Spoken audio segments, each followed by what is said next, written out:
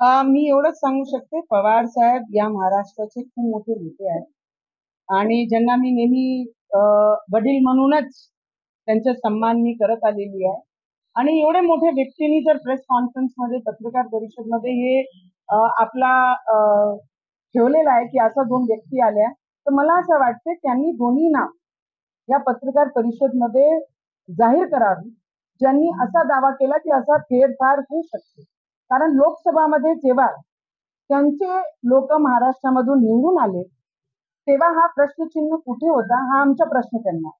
आणि विधानसभामध्ये जेव्हा बीजेपीचे बाजूनी सगळे लोक महाराष्ट्रामध्ये उभे राहिले, तेव्हा हा प्रश्नचिन्ह का?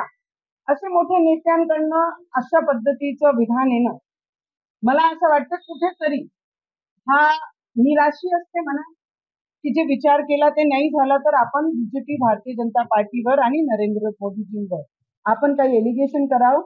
जर लोकसभामध्ये तुमच्या बाजूने निकाल होता तेव्हा कोणी सेटिंग केल्या होत्या, आणि आता विधानसभामध्ये जेव्हा तुमच्या बाजूने निकाल नाही लागला, आता हे विधान येत आहे, तर मला वाटतं की आम्ही सगळे पवार साहेबांना मानणारे लोक आहे आणि त्यांनी त्या दोन्ही माणसाचे नाव जाहीर करावे आणि आमची सरकार दोन्ही बाजूनी जे राहणारी आणि इलेक्शन कमिशन त्यांची चौकशी करण.